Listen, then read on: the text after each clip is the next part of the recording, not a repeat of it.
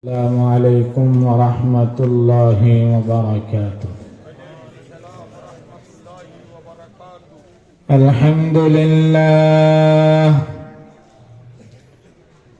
الحمد لله نحمده ونستعينه ونستغفره ونؤمن به ونتوكل عليه ونعوذ بالله من شرور أنفسنا ومن سيئات أعمالنا من يهده الله فلا مضل له ومن يضلله فلا هادي له ونشهد أن لا إله إلا الله وحده لا شريك له ونشهد أن محمدًا عبده ورسوله أرسله بالحق بشيرا ونذيرا وداعيا إلى الله بإذنه وسراجا منيرا. قال الله تعالى في كلامه المجيد والفرقان الحميد: أعوذ بالله من الشيطان الرجيم. بسم الله الرحمن الرحيم. يا أيها الناس إنا خلقناكم من ذكر وأنثى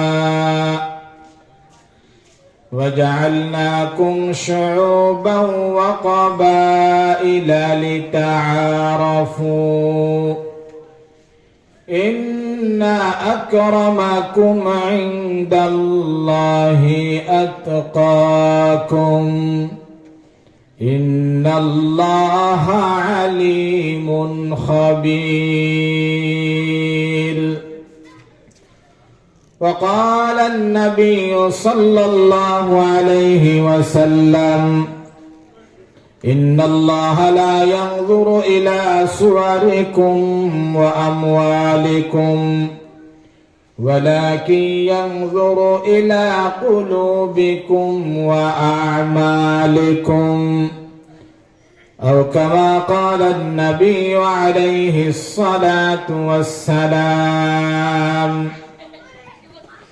وقال تعالى في شان حبيبه: إن الله وملائكته يصلون على النبي يا أيها الذين آمنوا صلوا عليه وسلموا تسليما.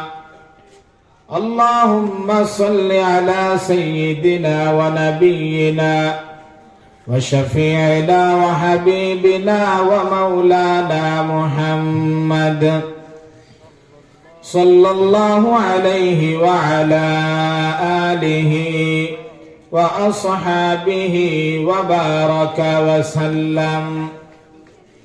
بلغ العلا بكماله كشف الدجى بجماله حسنت جميع خصاله صلوا عليه وآله.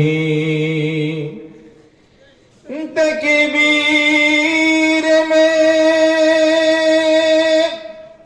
کلموں میں نماز मासूम अज़ा में है नाम इलाही से मिला नाम मोहम्मद बलगल उला बिकमालिही कशफत दुजा बिजमालिही हसनत जमीउ खिसालिही सल्लु अलैहि व आलिहि। मुहम्मद के गम में जो आंसू चले वो आंखें न दोज़ख में हरगिज़ जले बलगल उला बिकमालिही कशफत दुजा बिजमालिही हसनत जमीउ खिसालिही सल्लु अलैहि व आलिहि।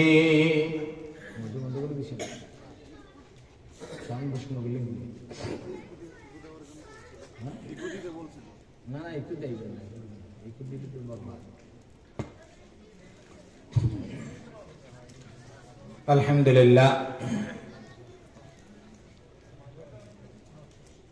आज 25 ডিসেম্বর 2025 রোজ বৃহস্পতিবার অধ্যকার আয়োজিত জমিরিয়া দারুস সুন্নাহ নুরানি মাদ্রাসার কর্তৃক আজকের এই বার্ষিক ওয়াজ মাহফিলের ভাব গম্ভীর্যপূর্ণ মহামান্য সভাপতি, উপস্থিত জাতির শ্রেষ্ঠ সন্তান নবীজির কলিজার টুকরা হযরত উলামায়ে কেরাম, সামনে বসা আমার পিতৃ সমতুল্য অত্যন্ত শ্রদ্ধাভাজন মুরব্বী জনেরা ও আমার প্রাণ প্রিয় দামাল কামাল অরুণ তরুণ যুবক ভাইরা, মাইকের আওয়াজ যত দূরে যায় পর্দার আড়ালের অপেক্ষমান আমার সম্মানিতা মা ও বোনেরা, আল্লাহ পাক রব্বুল আলামিনের দরবারে প্রাণ খুলে শুকরিয়া আদায় করছি যে আল্লাহ পাক রব্বুল আলামিন আমাদেরকে কনকনে শীতের মধ্যে কষ্ট করে আমাদেরকে এখানে বসার, আসার, কিছু কথা বলার এবং শোনার তৌফিক দান করেছেন। এজন্য আমরা প্রত্যেকেই রব্বুল আলামিনের দরবারে প্রাণ খুলে শুকরিয়া আদায় করি, আলহামদুলিল্লাহ।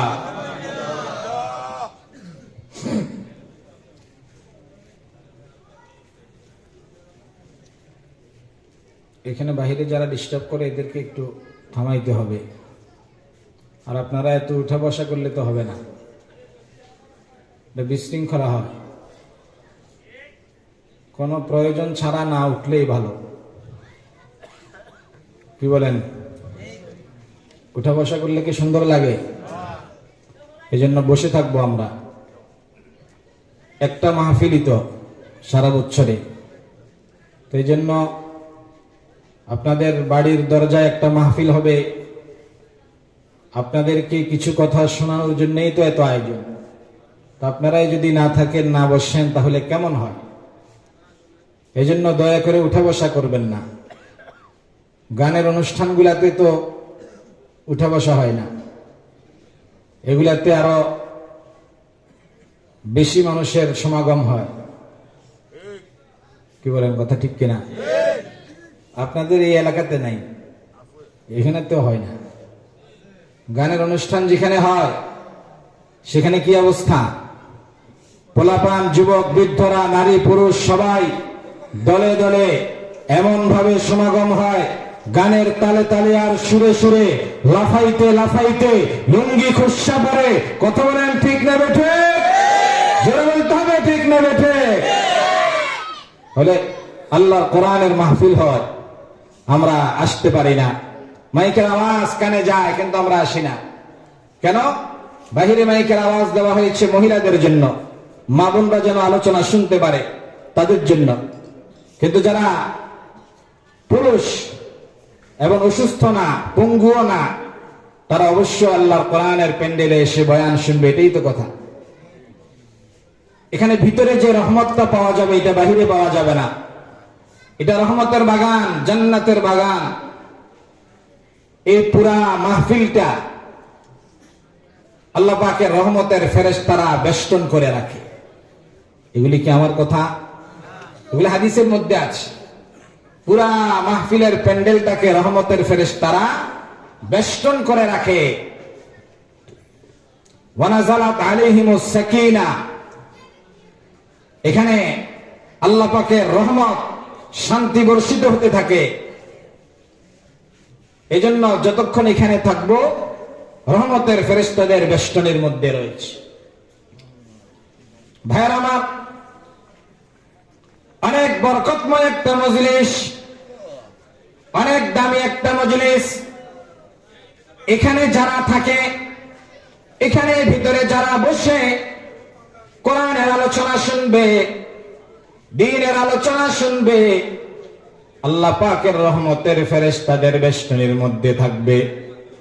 আল্লাহ পাক একদল ফেরেশতাদেরকে এই কাজের জন্য নিয়োজিত করে রেখেছেন।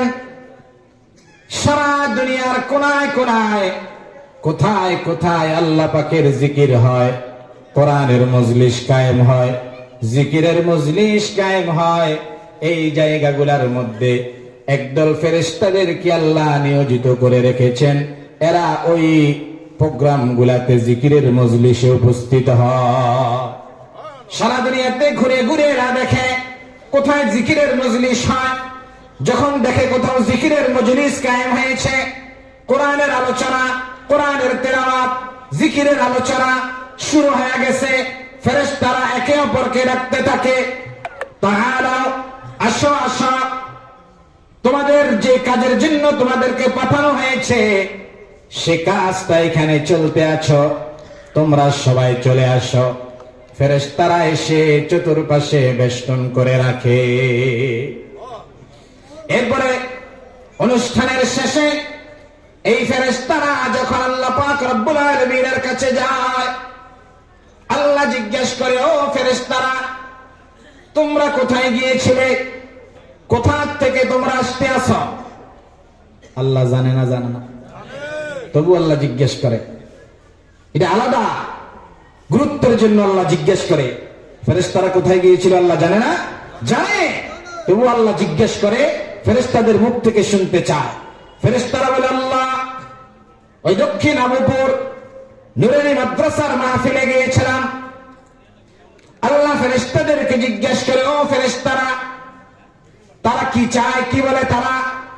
বলে, আল্লাহ, তারা আপনার বড়ত্ব বর্ণনা করে, আপনার শ্রেষ্ঠত্ব বর্ণনা করে। বলে, আর কি করে তারা? বলে, তারা আপনার কাছে জান্নাত চায়, জাহান্নাম থেকে বাঁচতে চায়। আল্লাহ ফেরেশতাদেরকে আবার পাল্টা প্রশ্ন করবে, ও ফেরেশতারা, আমার যে বান্দারা আমার বড়ত্ব, আমার শ্রেষ্ঠত্ব, আমার মহত্ব নিয়ে আলোচনা করে, তারা কি জীবনে কখনো আমাকে দেখেছে? ফেরেশতারা বলবে, না, তারা কখনো আপনাকে দেখে নাই। আল্লাহ বলবে, যারা আমার বানানো জান্নাত পেতে চায়, তারা কি জান্নাত কখনো দেখেছে? ফেরেশতারা বলে, না ইয়া আল্লাহ, তারা কখনো জান্নাতও দেখে নাই। আল্লাহ বলে, যারা আমার বানানো জাহান্নাম থেকে বাঁচতে চায়, তারা কি কখনো আমার জাহান্নাম দেখেছে? ফেরেশতারা বলে, না, এরা কখনো আপনার জাহান্নামও দেখে নাই। আল্লাহ বলে, যদি এরা আমাকে দেখতো, আমার বানানো জান্নাত যদি তারা দেখতো, আমার তৈরি করা জাহান্নাম যদি তারা দেখতো, তাহলে কি হতো? বলে, আল্লাহ, যদি আপনাকে দেখতো, আপনার বানানো জান্নাত দেখতো, আপনার বানানো জাহান্নাম দেখতো, তাহলে আপনার বান্দারা আরো বেশি বেশি করে আপনার বড়ত্ব বর্ণনা করত, আরো বেশি বেশি করে জান্নাত পাওয়ার জন্য প্রার্থনা করত, আরো বেশি বেশি করে জাহান্নাম থেকে বাঁচার জন্য আশ্রয় চাইতো। আল্লাহ বলে, ও ফেরেশতারা, তোমরা সাক্ষী থাকো, আমার যে বান্দারা আমাকে না দেখে আমার জান্নাত না দেখে, আমার জাহান্নাম না দেখে যারা আমার বড়ত্ব বর্ণনা করে, আমার জান্নাত পেতে চায়, আমার জাহান্নাম থেকে বাঁচতে চায়, ও ফেরেশতারা তোমরা সাক্ষী থাকো, আমি আল্লাহ আমার বান্দাদের জীবনের সব গুনাহগুলো মাফ করে দিলাম। এবার ফেরেশতারা বলবে, আল্লাহ এই মাহফিলে তো সব লোক মাহফিলের উদ্দেশ্যে আসে নাই, একজন লোক আছে, দুইজন লোক আছে, তারা মাহফিলের পাশ দিয়ে এমনিতেই যাচ্ছিল, হঠাৎ দেখে এখানে মাহফিল হচ্ছে, চিন্তা করলো একটু বসে যাই, এই জন্য বসে গেছে, মাহফিলের নিয়তে আসে নাই। আল্লাহ বলে, এটা এমন একটা দামি মজলিস, যারা এখানে বসছে কাউকে আমি বঞ্চিত করব না। এখানে বসলেই লাভ, বসলেই লাভ। আল্লাহ বলে, এখানে শুধু বসছে, মাহফিলের উদ্দেশ্যে আসা নাই, এমনি আসছিল, হেঁটে যাচ্ছে, তাই মাহফিলের আওয়াজ শুনে একটু বসে গেছে। আল্লাহ বলে, বসছে, আমি আল্লাহ তাকেও মাফ করে দিলাম। তাহলে এই সুসংবাদ যারা বাহিরে দাঁড়িয়ে আছে তাদের জন্য, কথা বলেন, যারা ঘরে শুয়ে আছে তাদের জন্য, যারা রাস্তা রাস্তায় বসে বসে ফেসবুক ইন্টারনেট চালায় তাদের জন্য, কাদের জন্য? এখানে বসতে হবে, তো বসতে হবে, বসলেই লাভ, বসলেই লাভ।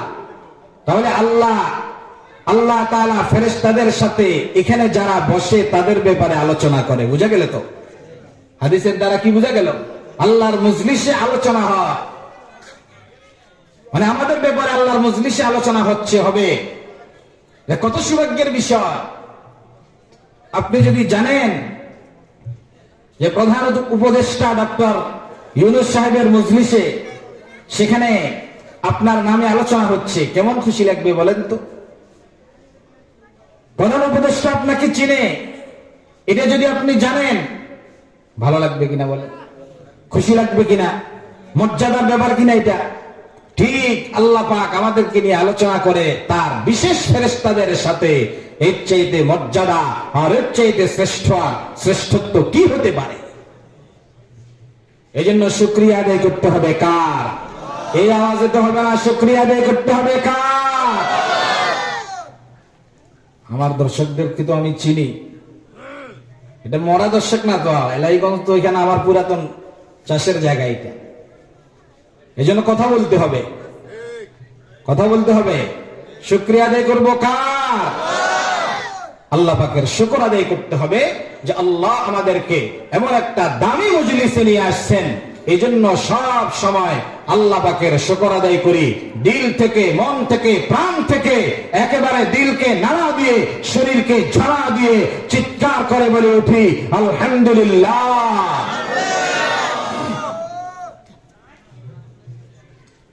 ভাইরা আমার, এখানে মাহফিল গুলার আয়োজন করা হয় বছরে একবার। এলাকার মানুষের, জনগণের এই মাদ্রাসাগুলার কাছে কিছু হক রয়েছে। আমাদের সন্তানগুলাকে আমরা মাদ্রাসায় দেই কিনা? মাদ্রাসায় সন্তানরা কোরআন শিখে, দ্বীনের মাসলা মাসাইল শিখে, নামাজ শিখে। এখন আমরা যারা মাদ্রাসায় পড়ি না, আমাদের কি কোরআন পড়ার দরকার নাই? কথা বলতে হবে। আমাদের কোরআন পড়ার দরকার নাই, আমাদের নামাজের দরকার নাই, আমাদের রোজার দরকার নাই, আমাদের জান্নাতে যাওয়ার দরকার নাই, জাহান্নাম থেকে বাঁচার দরকার নাই। তাহলে আমরা কিভাবে জান্নাতে যাব? আমরা কিভাবে জাহান্নাম থেকে বাঁচবো? আমরা সহি শুদ্ধভাবে কিভাবে নামাজ পড়বো, কিভাবে হালাল পথে জীবন যাপন করব, এটা আমাদেরও তো জানার দরকার। কিভাবে তাকওয়া অবলম্বন করব, কিভাবে আল্লাহর ভয় অবলম্বন করব, এটা তো আমাদেরও জানা দরকার। যেটা মাদ্রাসা শিক্ষার প্রধান কাজ।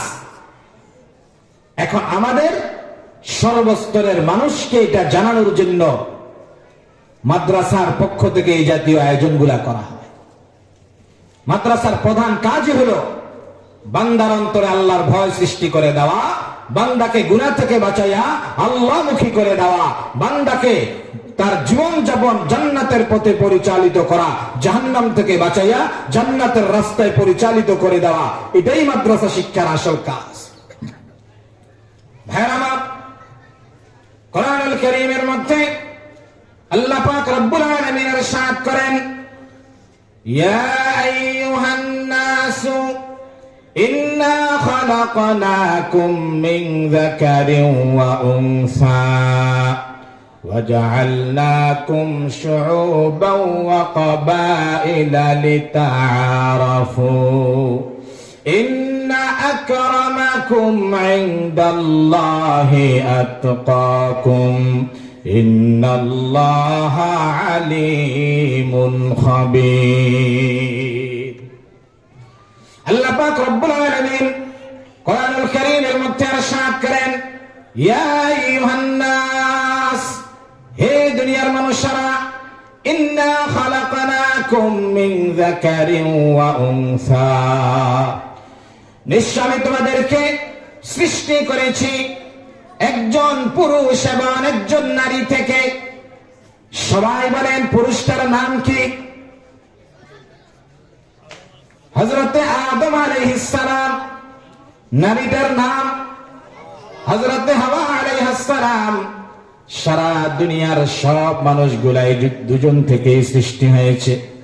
সারা দুনিয়ার সমস্ত মানুষগুলাকে হযরতে আদম আলাইহিস সালাম এবং মা হাওয়া আলাইহিস সালাম থেকে আল্লাহ সৃষ্টি করেছে। এইসব আমরা সবাই ভাই ভাই। জন্মসূত্রে আমরা কি? জন্মসূত্রে আমরা সবাই ভাই ভাই, কোনো ভেদাভেদ নাই।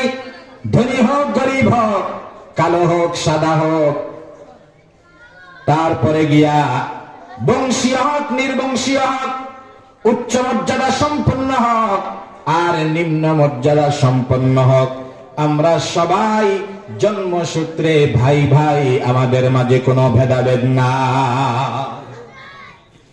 ভাইরা, আল্লাহ পাক রব্বুল আলামিন সারা দুনিয়ার মানুষগুলাকে একজন মানুষ, একজন পুরুষ এবং একজন নারী থেকে সৃষ্টি করিয়া গোত্র গোত্র বংশ বংশ করে ভাগ ভাগ করে দিয়েছেন। কেউ মিয়াজি বংশ, ভুইয়া বংশ, চৌধুরী বংশ, ভাগ ভাগ করে দিয়েছেন। অহংকার করার জন্য না, বড়াই করার জন্য না, গৌরব করার জন্য না। আল্লাহ বলেন পরিচয় জানার সুবিধার জন্য আমি দুনিয়ার মানুষগুলাকে বংশ বংশ করে ভাগ ভাগ করেছি। কোন বংশ থেকে শ্রেষ্ঠত্ব অর্জন করার জন্য না, বড়াই করার জন্য না, বংশ নিয়ে বাড়াবাড়ি করার জন্য না, শুধুমাত্র পরিচয়ের সুবিধার জন্য বংশ বংশ করে আল্লাহ ভাগ ভাগ করে দিয়েছেন। এরপরে কেউ যদি কারো থেকে শ্রেষ্ঠত্ব দাবি করতে চায়, অমুক থেকে আমি শ্রেষ্ঠ, অমুক থেকে আমি দামি, এরকম যদি কেউ দাবি করতে চায়, বংশ দ্বারাই হবে না, টাকা পয়সা ধন দৌলতের মাধ্যমে হবে না। আল্লাহ বলেন যদি তোমরা শ্রেষ্ঠত্ব দাবি করতে চাও, তবে তোমরা তাকওয়ার মাধ্যমে শ্রেষ্ঠত্ব দাবি করতে পারো। তোমার থেকে আমি শ্রেষ্ঠ যদি তোমার থেকে আমার তাকওয়া বেশি হয়, তোমার থেকে আমার তাকওয়া যদি বেশি হয়, তোমার থেকে আল্লাহর ভয় যদি আমার অন্তরে বেশি থাকে, এটাই তোমার থেকে আমার শ্রেষ্ঠ হওয়ার প্রমাণ। এছাড়া আর কোনো কিছুর মাধ্যমে শ্রেষ্ঠত্ব দাবি করা যায় না। ভাইরা আমার, হযরতে বেলাল রাদিয়াল্লাহু তাআলা আনহু, এই আয়াতের যে শানে নুজুল, আয়াতটা নাযিল হওয়ার একটা প্রেক্ষাপট আছে।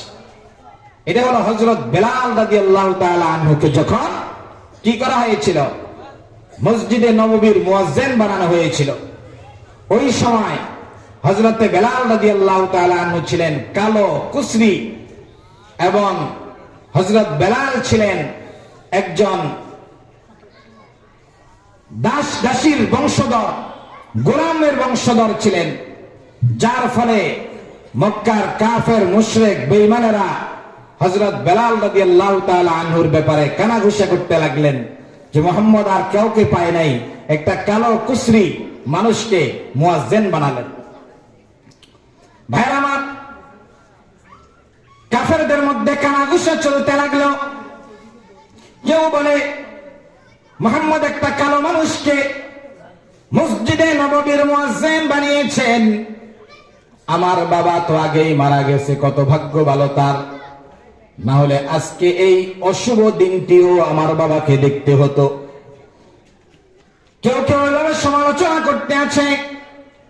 আবু সুফিয়ান বলে, আমি এই ব্যাপারে কিছুই বলবো না, আমি যদি কিছু বলি ওই আসমানের খোদা মুহাম্মদকে আবার জানাইয়া দেবে, এজন্য আমি কিছুই বললাম না।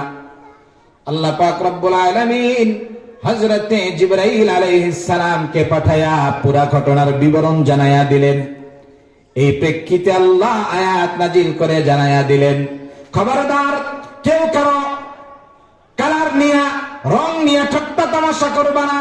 সে কালো হইতে পারে, বিশ্রী হইতে পারে, গোলামের বংশধর হইতে পারে, এগুলি আল্লাহর কাছে কোনো দাম নাই।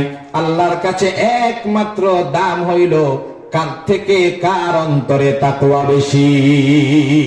তোমাদের চাইতে হযরত বেলালের অন্তরে তাকওয়া বেশি, তোমাদের চাইতে হযরত বেলালের মর্যাদা অনেক বেশি। সুতরাং কে কালো কে সাদা এটা আল্লাহর কাছে ম্যাটার করে না। আল্লাহর কাছে দাম হইল যার মর্যাদা তাকওয়ার ভিত্তিতে বেশি, তার দাম আল্লাহর কাছে বেশি। ভাইরা আমার, হযরতে বেলাল রাদিয়াল্লাহু তাআলা আনহু, আল্লাহ পাক কত দামি বানিয়েছেন তাকে। একটা গোলামের বংশধর হওয়া সত্ত্বেও হযরতে বেলালের বাবা ছিলেন একজন গোলাম। বেলাল রাদিয়াল্লাহু তাআলা আনহুর বাবার নাম ছিলেন রাবা। তিনি একজন গোলাম ছিলেন, মক্কার একজন নেতা, একজন সরদারের গোলাম। ওই সরদারের নাম ছিল খালফ, খালফের গোলাম ছিলেন।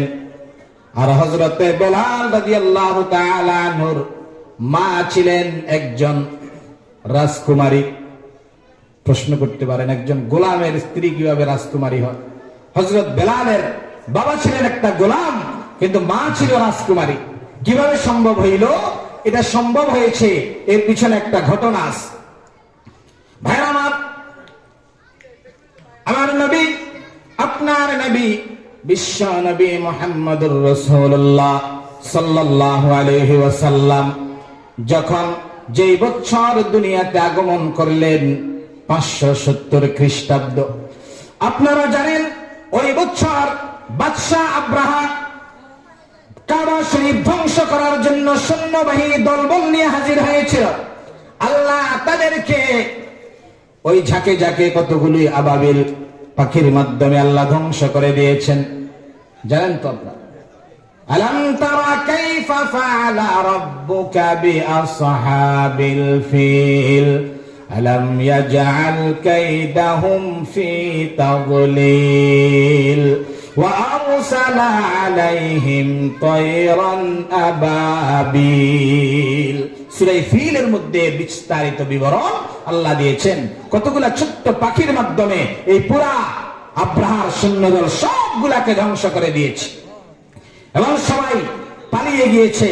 কেউ কেউ মারা গেছে, হত্যা হয়েছে, অনেকেই পালিয়ে গিয়েছে, আবার অনেকেই মক্কার ওই সরদারদের হাতে বন্দী হয়েছে। তার মধ্যে হযরত বেলাল রাদিয়াল্লাহু তাআলা আনহুর মা হামামা, তার নাম ছিল হামামা, সেও ছিল। আর এই হামামা ছিল বাদশাহ আব্রাহার আপন ভাতিজি, তার মানে রাজ পরিবারের মেয়ে, রাজকুমারী বাদশাহ আব্রাহার আপন ভাতিজি ছিলেন হযরত বেলালের মা। সে ওই যুদ্ধে বন্দী হইলেন। আর মক্কার নিয়ম ছিল, যুদ্ধের নিয়ম হলো যারা বন্দী হবে তারা দাস দাসে পরিণত হবে। এই হিসাবে হযরত বেলাল রাদিয়াল্লাহু তাআলা আনহুর মা হামামাকে দাস হিসাবে ওই মক্কার কুরাইশ নেতা খালফের কাছে দিয়ে দেওয়া হইল। আর খালফের আগে থেকে আরেকজন দাস ছিল হযরত বেলালের বাবা, তার নাম ছিল রাবা। এই দুইজনের মধ্যে শেষ পর্যন্ত বিবাহ হইল। একজন দাস আরেকজন রাজকুমারী থেকে পরবর্তীতে দাসী হইয়া, বন্দী হইয়া, দাসী হইয়া শেষ পর্যন্ত দাসের সাথে বিবাহ হইল। এখন দুইজনের ঘর থেকে যে সন্তান জন্মগ্রহণ করেছে তার নাম ছিল হযরত বেলাল রাদিয়াল্লাহু তাআলা। ভাইরা আমার, এই গোলামবাদীর বংশ থেকে জন্মগ্রহণ করা হযরতে বেলাল রাদিয়াল্লাহু তাআলা আনহু এক সময় তিনি আমার নবীজির সান্নিধ্যে থেকে ইসলাম ধর্ম গ্রহণ করেছেন। ধীরে ধীরে বড় হইলেন। তার আগে তার বাবা এবং মা উভয়জন মারা গিয়েছিল। মারা যাওয়ার সময় হযরত বেলালকে তার মালিক, ওই তার মা বাবার যে মালিক ছিল সেই মালিকের কাছে রেখে গিয়েছিল খালফের নিকট। খালফ তাকে বড় করেছেন। এক সময় তার মালিক খালফও মারা গেলেন। মারা যাওয়ার সময় খালফের যেই ছেলে ছিল তার নাম ছিল উমাইয়া। উমাইয়ার হাতেই হযরত বেলালকে রেখে গেলেন। উমাইয়া ইবনে খালফ বেলাল রাদিয়াল্লাহু তাআলা আনহুর মালিক ছিলেন। এই উমাইয়া ইবনে খালফ অত্যন্ত নিষ্ঠুর একটা মানুষ ছিলেন। হযরত বেলালের উপরে কি পরিমাণ নির্যাতন করতেন, অমানবিক নির্যাতন করতেন, এই ঘটনা আপনারা জানেন। হযরত বেলাল কেন আল্লাহর নবীর উপরে কালিমা পড়ে মুসলমান হয়েছে, এই অপরাধে হযরত বেলালকে দৈনিক তারা অত্যাচার করতেন, মারধর করতেন। মারতে মারতে মারতে এক সময় হযরত বেলাল রাদিয়াল্লাহু তাআলা আনহুকে মরুভূমির উত্তপ্ত বালির মধ্যে শোয়া রাখতেন, বুকের উপরে পাথর চাপা দিয়া রাখতেন। অনেক সময় কয়লার উপরে শোয়া বুকের উপরে পাথর চাপা দিয়া রাখতেন। হযরত বেলাল রাদিয়াল্লাহু তাআলা আনহুর শরীর থেকে ঘাম আর রক্ত বের হইয়া এক সময় ওই কয়লাগুলা নিভে যাইত।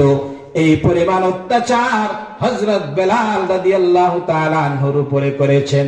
তবু হযরত বেলাল শুধু আহাদ আহাদ আহাদ বলে গেছেন, এক মুহূর্তের জন্য কালিমা বিচ্যুত হয় না।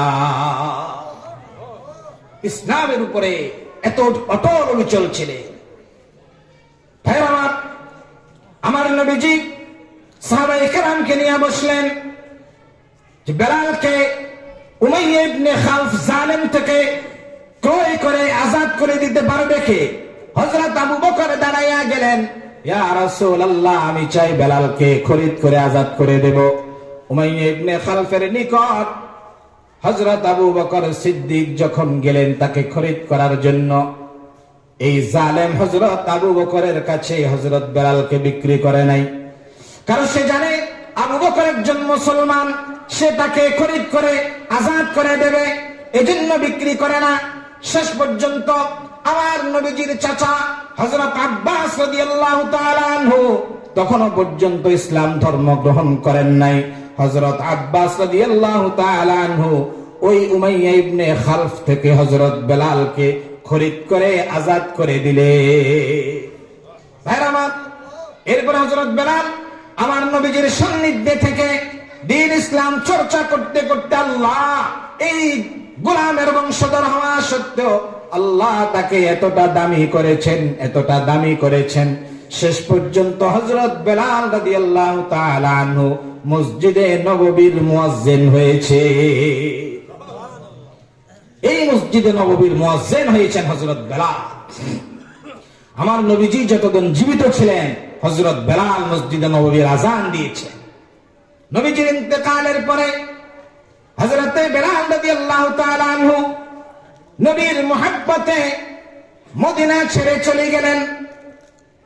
সারা দুনিয়ার মানুষ নবীর মুহাব্বতে মদিনায় আসে, আর হযরত বেলাল নবীর মুহাব্বতে মদিনা ছাড়লেন, নবীর মুহাব্বতে মদিনা ছেড়ে দিলেন। কেন নবীর মুহাব্বতে মদিনা ছাড়লেন?